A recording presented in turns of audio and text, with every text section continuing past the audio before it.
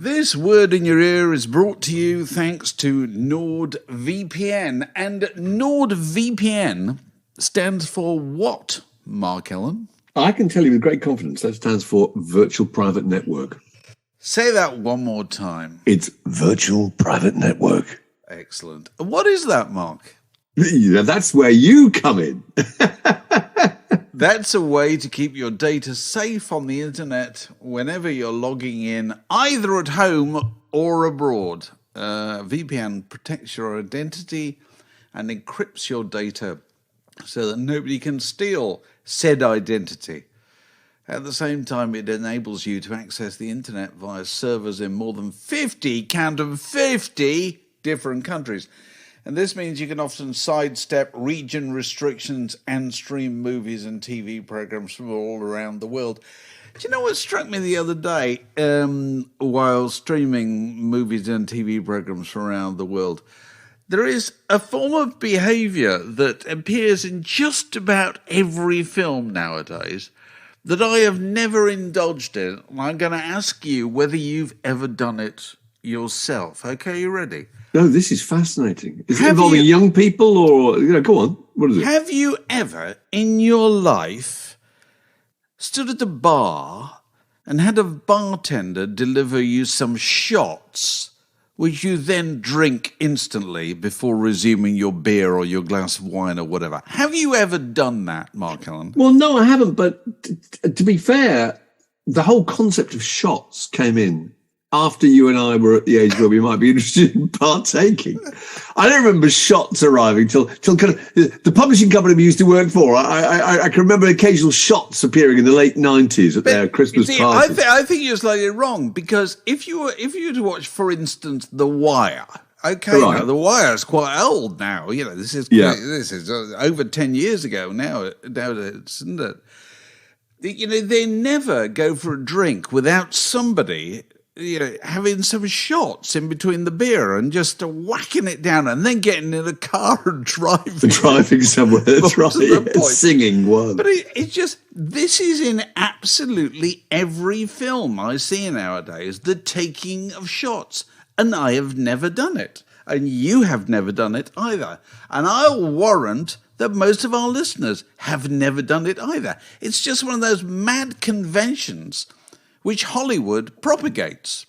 I have had a shot. I mean, I have had a shot at various things, but I haven't gone to a bar and had shots, in between, drinks or whatever. So I know what the experience is like, which is that you basically change gear in levels of intoxication instantly. Oh, whack, you're suddenly cranked up a notch. I wouldn't fancy it myself. You wouldn't. Anyway, but I would no doubt continue seeing the taking of shots in movies and television programs. Back to NordVPN. You can take advantage of a deal where you can try NordVPN by going to nordvpn.com/yourear, or just use the code YourEar to get a huge discount off your NordVPN plan and one additional month for free and a bonus gift. It's risk-free because there's a 30-day money-back guarantee. Full details in the show notes, as ever.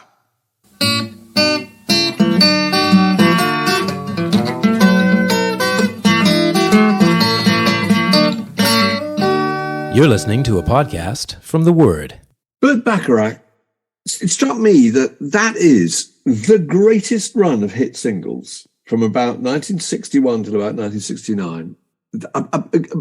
I suppose the only possible competition would be the Beatles. It is astonishing. There were about 20 hit singles, including things like Three Wheels on My Wagon, which actually I didn't know that he co-wrote that. Oh, really? Did he? Three Wheels on My Wagon. It's just, I really remember still rolling along. The Where does that come from? Chasing Me. It's from a movie, wasn't it? Yeah, and I'm singing this happy song. Oh, good. And then there was Two Wheels on My Wagon. And I think the wagon just stopped, didn't it? And the Cherokees caught up. It was absolutely... Was it Dick Van Dyke? I'm trying to remember who it was now who sang I'm trying to remember. I'm going to read to you. In front of me, I've got an alphabetical list of many of the best-known compositions of Burt Bacharach. And I'm just going to tell you the names of them and see if you can instantly hear them in your head. Okay, Here we go. Alfie. Oh, I can see Scylla singing it now in that incredible clip on YouTube. Go on, yeah. Always something there to remind me. Oh, Lord, yes. You can hear it. Oh, You you can can hear it. absolutely. You hear it. Here we go. Anyone who had a heart. You can hear it. Scylla. Yeah. Now, the next one you may not hear so quickly because it has a slightly unusual title. It's Arthur's theme, The Best That You Can Do. And, of course, the refrain of that is when you get caught between the moon and New York City, isn't it? New York City. So it slightly throws you that. So that's less immediately. Yeah. But anyway, the next one, Baby It's You, which, of course, Shirelles and the Beatles did that. Yeah. Close to You. Why do birds suddenly appear? Birds suddenly appear. I mean, can you do the first lines of these things? Probably some of them, yeah. It's incredible. Do you know the way to San Jose? I mean, it's just absolutely extraordinary. Absolutely astonishing, isn't it? I just don't know what to do with myself. Well, I can remember Dusty doing that on her BBC show with the orchestra. Oh my God! I'll never fall in love again. What do you get when you kiss a guy? You get enough germs to catch pneumonia. Yeah, and when you do, he'll never phone you. Of course, that's Hal David, isn't it? Rather than Burt Bacharach. Yeah. And then, of course, I say a little prayer. It's just incredible. And then magic moments, the Perry Como. Magic moments, absolutely. Magic moments. Oh, and God, I remember so vividly. We keep going. Make it easy on yourself. Walkers. Walker Brothers and somebody else in the States, I think. Raindrops keep falling on my head. Well, that was absolutely. It's the movie, isn't it? It's Butch Cassidy and Sundance. With the scene with the bicycle and Catherine Ross. Oh my God. The Look of Love. Yes. This guy's in love with you. Trains and boats. Boats and planes go passing by. 24 hours from Tulsa. Absolutely brilliant. You can't believe that song was ever written. Yeah. Walk on by. What the world needs now is love. What's New Pussycat? And Wives and Lovers. Do you know Wives and Lovers? Wives should always be lovers too. Run to his arms the moment he comes home to you. I'm warning you. That's good. You can. Yeah, actually, I don't know that one. Yeah, it was Dionne Warwick, I think, was recorded it. Or probably loads of people recorded it. But it's just they have a brilliant ability. This is a Hal David thing, really. It's a brilliant ability also to put you into physical situations. The songs about combing your hair now, or I run for the bus, dear, or this house is empty, or if you see me walking down the street. Those things where you can completely picture yourself in the predicament of the person in the song. So clever. Absolutely. But no, Bacharach was extraordinary. I was first aware of Burt Bacharach when he was the musical director for Marlene Dietrich, as he was for many years. Oh, right. Off and on, I think, for probably the best part of 20 years. Yeah. And she used to pole up in the 50s and 60s on Sunday night at the London Palladium, and she was kind of middle-aged at that point, but she was a massive glamorous figure.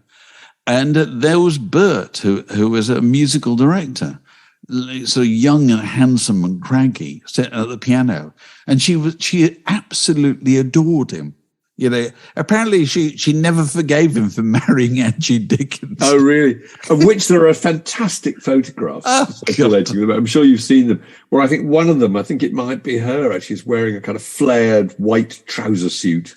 And they look so 70s, don't they? They look like they've stepped out of a scene in Dallas or something. Absolutely remarkable. But, it's just the sound of those... it's more than just songwriting, isn't it? I think it's one of the key things about Burt Bacharach is he was usually involved in the recording of these songs. And so what he was writing were as much records as they were songs, Yeah. So if you think of, as we were trying to think just now, of Do You Know the Way to San Jose, you can hear every little musical signature in there. You can hear every little bit of the arrangement, can't you? And that was him, And it's like, we're talking about Alfie and Cilla Black. He was there in the studio, at Abbey Road. He was conducting it.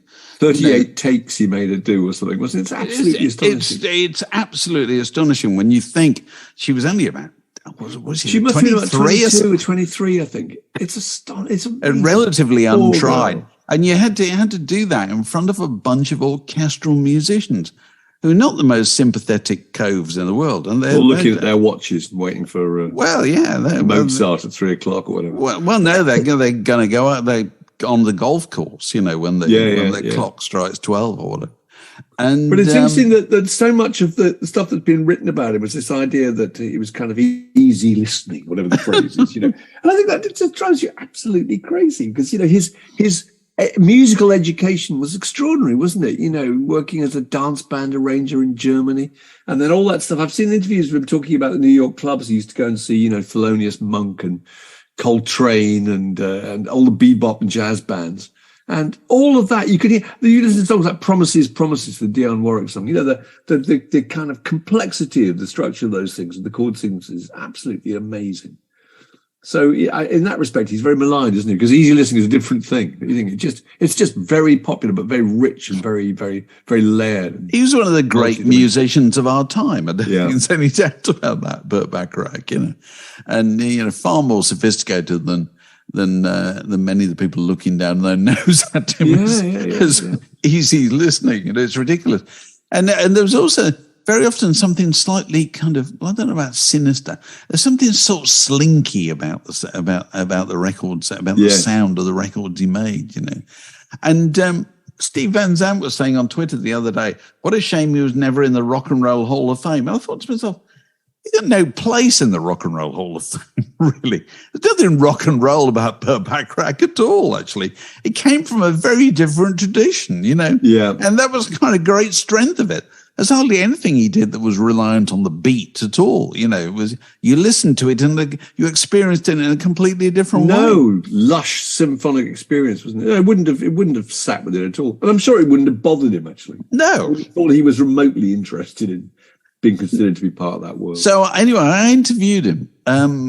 You did for Word, didn't you? I did for Word, and we used to have a thing on Word called Word of Mouth, where we got people to musicians and writers and all sorts of people talk about favorite records or stuff they were listening to at the time, or whatever.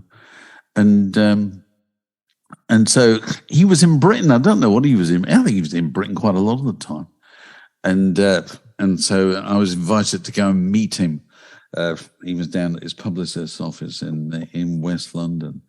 And I suppose he'd be in his 80s then, wouldn't he? But he's fabulously well preserved.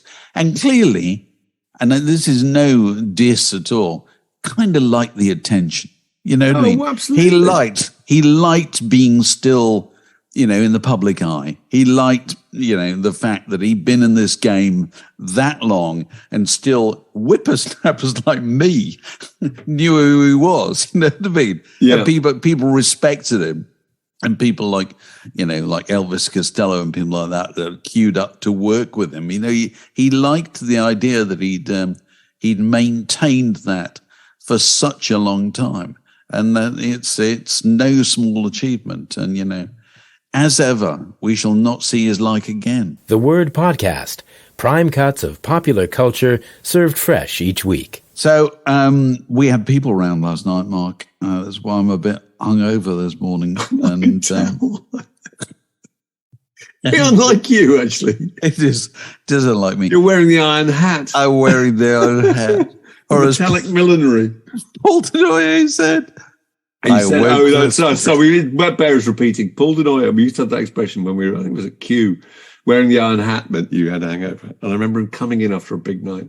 I said, "You're wearing the iron hat, Paul?" He said, "I awoke this morning to see a wide range of metallic millinery available for my inspection. And I chose," he said, "this jaunty beret, which I'm wearing at a rakish tilt," by which he meant, I feel pretty good. But he didn't want to say that.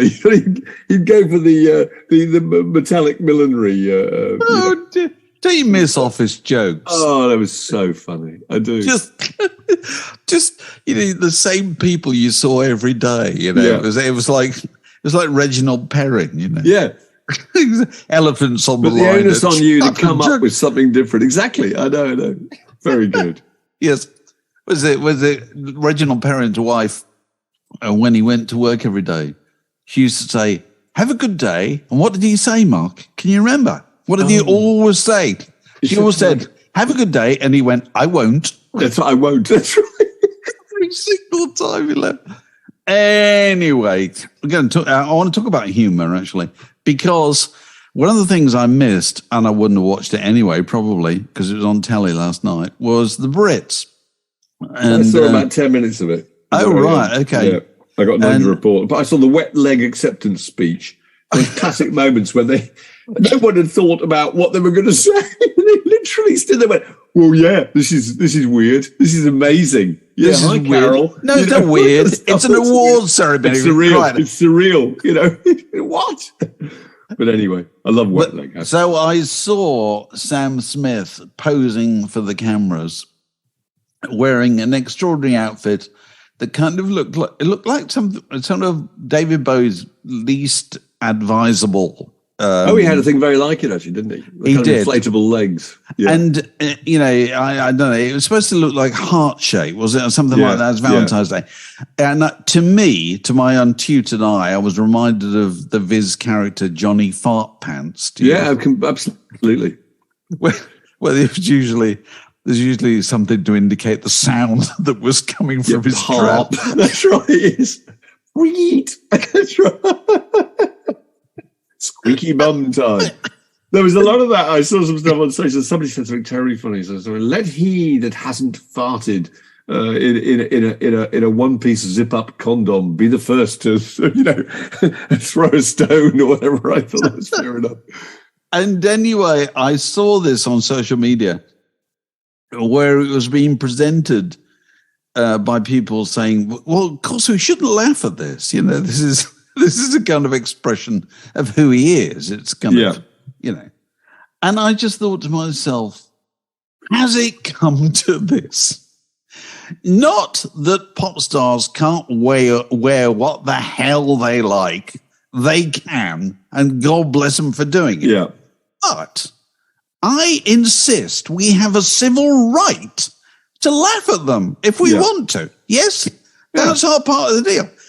Why has he worn that? He's worn that to get photographs. To get attention. Yes. And don't be surprised. There's going to be a percentage of those people. Some of that attention is less than respectful. Yeah, it will be. That's life. Yeah. Don't get in the public attention business if you don't want it, When you can't get attention on that scale without it appealing to or getting noticed by the kind of people who wouldn't approve of it. I mean, that's the whole thing, isn't it? You're not just doing it to the converted. Well, you see, it's not I disapprove. I find it amusing. It's hilarious. No, I agree. And all I think about nowadays, when they're having kind of sage discussions about should they have a gender-neutral category in the Brits or not, because they adopted this and then found that they had no women on the short list, which anybody could have told them that was going to happen, but it did. Which is why the women's category was invented in the first place, because they never got recognised enough. And so, I suppose so, yes. No, it was. Yeah, if you go way back. To ensure that women got awards. Yes. And, but if you're struggling to kind of position the Brits, and they clearly are. They desperately want attention, don't they? All the time. Please look at us. Look at us. We're giving each other prizes. Everybody should be really excited about it. And of course, everybody is not very excited about it at all. Here's my suggestion: what to do with the Brits, Mark. I've got one suggestion. Go on. This is it. It's dramatic, but it's possible. Take it off the bloody television. Don't do it on television. Go and do it via some other means. Go and do it as a live event that you can't get into, or go and do it on some gaming channel on the internet or whatever. All the stuff that teenagers are really into has one thing in common. It's not on the bloody television. Yeah, that's the point, is that if you're aiming to get teenagers, then what teenagers are A, watching mainstream television in the first place, and B, watching it on a Saturday night? That's ridiculous. 9 o'clock, they're just not, are they? Of course they're not. They occupy kind of strange subterranean worlds, don't they? Where they pursue their enthusiasms away from ITV or BBC or whatever, So that's what I think they should do. As soon as the BRITS takes place without it being available to all of us, and we hear about it through rumours, suddenly people want to know interested. about it. They're really interested. You know, it's the golden rule is, where's the place everybody wants to go? They want to go to the place they can't go. That's the deal. Don't make it available, you know. And we've seen this happen with Smash Hits, with the Smash Hits poll winners party years. The moment our theory was that putting that on the television was ultimately the demise of Smash Hits. Of course it was. Apart from anything else. Of course it was. It just ruined some of that magic. It let a bit of light in, you know. Yeah, absolutely. It made it seem kind of normal and conventional and everything that actually it wasn't. It was a little private club, wasn't it? TV kills everything. This is a junction in the word podcast. It separates that bit from this next bit. Well, I've been absolutely gripped by this collision, this massive public falling out between Roger Waters and Polly Samson. Polly Samson, of course, married to David Gilmour. And this started, didn't it, with a tweet. I've got it here, actually. I'm going to read it out. From her? If anybody hasn't heard it, this is it. She said, it's to Roger Waters, she says, "You are anti-Semitic to your rotten core. Also a Putin apologist and a lying, thieving, hypocritical, tax-avoiding, lip-syncing, misogynistic, sick with envy, megalomaniac. Enough of your nonsense." And then a little later, this was liked by David Gilmour. And then David Gilmour actually retweeted it with the words, "All of this is demonstrably true," I think. That is, I think, incendiary on a level that I can't. You think of the pop spats of the past day. Nothing. Oh my Lord! You know, the Everleys. You know, the Simon and Garfunkel. I mean, the Eagles, the Gallaghers, the Stones. I mean, I can't think of anything. Nothing. Because that is an attack on every single level. It's an attack on a business level, on a professional level. It's an attack on a personal level. It's an attack on a political level. Oh, it's terrible. It's every single aspect of that guy's character and capabilities is being... I mean, there are words in there that I just can't believe them. I mean, obviously she must have checked that with a lawyer first, but thieving... Do you think so? I very much doubt if any lawyer has signed off that. I mean, the thing that amazed me was I saw this and I said to you, there's this tweet from Polly Samson. Yeah. And you said, "Oh, well, it'll get withdrawn." I did. We saw that when I think it had about 15,000 people had looked at it. And I kept tabs on that throughout the day. By the next morning, 10.6 million people had viewed it. And wasn't withdrawn. And it wasn't withdrawn. In fact, it's just the reverse. It was endorsed. Absolutely. And so this is, I can't understand how this came to happen. You know, there can't be. I mean, did otherwise rational people, regardless of their personal opinions, think that this was a fire that they were going to start that they would be able to put out? You know, I can't believe they thought that. You know, if you have those kind of feelings about somebody you've dealt with or close to you or whatever, the last bloody place in the world you put it is on Twitter, isn't it? I would have thought so. You know, you're better off ringing up the person and saying that to them. Yeah. You know, than doing that. Because I don't understand how you can ever, you can't take that back, can you? You can't. You can't modify it in any way, you know. Not remotely. And then to back that up by saying it can be proved is it's absolutely astonishing. I mean, whatever started, I don't know, he gave an interview, didn't he, where, I mean, we won't want to get into all the stuff of the political stuff, but he said stuff about Israel v. Palestine. Oh, he says idiotic things all the time. I mean, her pa, Polly Samson's father, arrived in Britain in 1938 on the Kinder transport. So he's on obviously extremely thin ice in that regard. Yeah, but sure. The thing that struck me that might have been another contributing factor was the fact this whole business about re-recording Dark Side of the Moon, which I'm sure you're following, which is, again, absolutely amazing. There was a piece in the Telegraph, and it made me realise, or reminded me, I have interviewed him and I met him in the past. He's a very odd guy, Roger Waters. Is it fair to say that? I think it is. I mean, he's pictured as somebody rattling around inside this massive, great mansion in Hampshire. And at one point, going past the window is a woman who turns out to be his fifth wife, who was his former chauffeur. He was 43 and he's 78. A complicated guy. Do you remember I think his first wife was Judith Trim, who's the girl who appears on the cover of the gatefold cover of Ummagumma. Do you remember? Yeah. Roger Waters and Jude. When the CD came out later on, she'd been removed from the sleeves. So he's a complicated guy. There's a detail in this piece which is absolutely haunting. There's a picture of his great-grandfather, and it's in a frame on a bookshelf in his house. And the frame is decorated with feathers. And the interviewer says, "What are these feathers?" He says, "They're from a cormorant that I personally shot on my river." And you think, every aspect of that is so bizarre and so weird. So you're dealing with quite a peculiar fellow. But anyway, in this piece, he talks about re-recording the whole of Dark Side of the Moon, which he appears to have done most of it. And he played this guy a lot of it too. And why has he done this? Well, mainly several reasons. One, to remind people that he is the main architect of the record. That really matters to him. I mean, he did write all the lyrics. He didn't write all the songs, actually. I think he wrote two of the songs. I think he co-wrote three of the songs, co-wrote two of them.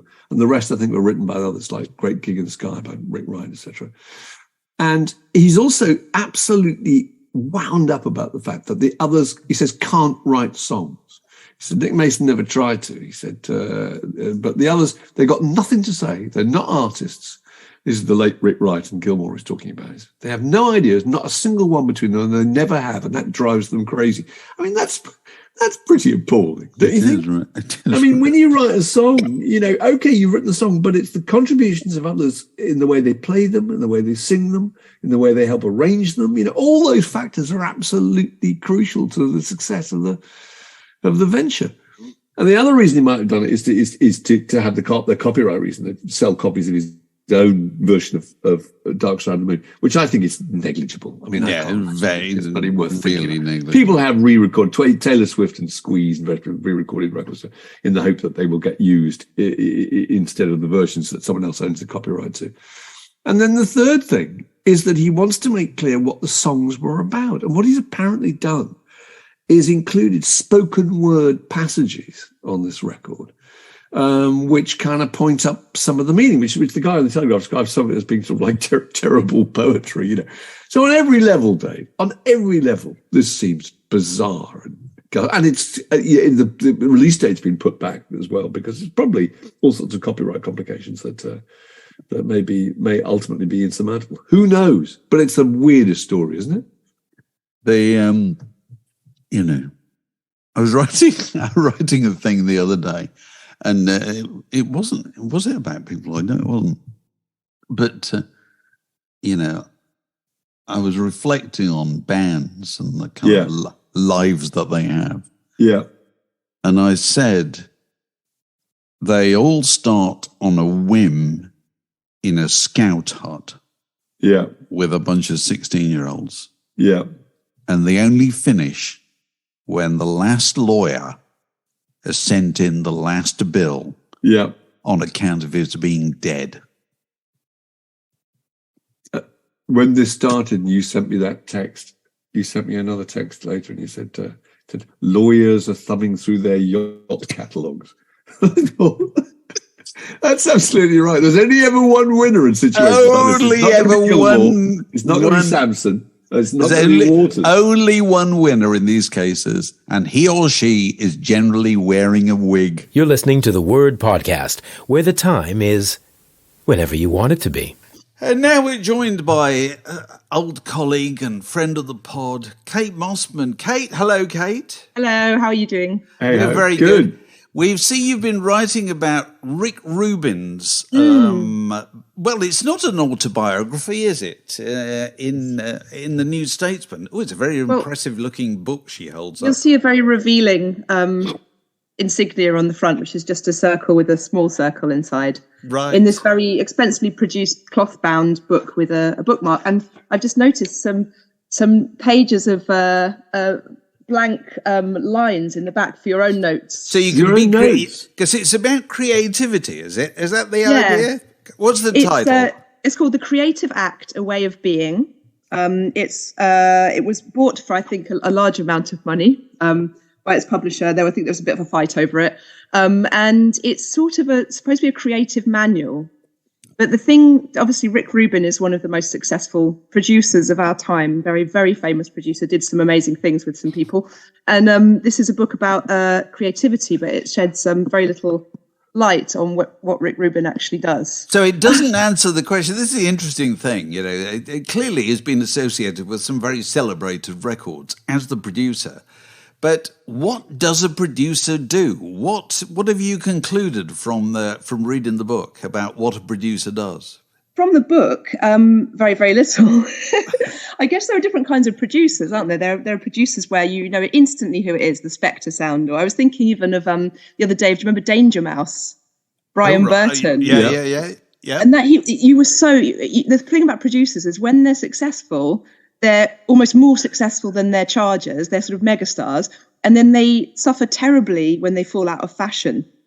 Because no one wants to be touched by that sound because it's so appropriate. Yeah, Trevor Horn's 80s sound's a good example of that, I think. Yeah. So actually Rubin was in demand in the 1980s from people like Jagger and various other of these big figures. And he said no, apparently, because he knew then that he didn't want to be associated with being someone's kind of like a sort of a flush of fashion at that point, and then he'd fall out of fashion. So he but yeah, to know what Rubin actually does is kind of mysterious. He's famous for, of course, putting Johnny Cash in a very different light by giving him a Nine Inch Nails song, Hurts, which was an industrial rock song, and making Cash in his 80s or however old he was sing this industrial rock song. And it was sort of about the clash of the genres, wasn't it? That's a brilliant manoeuvre, though. I mean, that really completely changed the whole concept of Johnny Cash and that old country and western showbiz world. I mean, I thought that was genius. He may not have done very much, but that original idea was brilliant. See, that's the key thing, is because he also had previous in doing that, doesn't he? By putting together Aerosmith and Run DMC, didn't he? Exactly.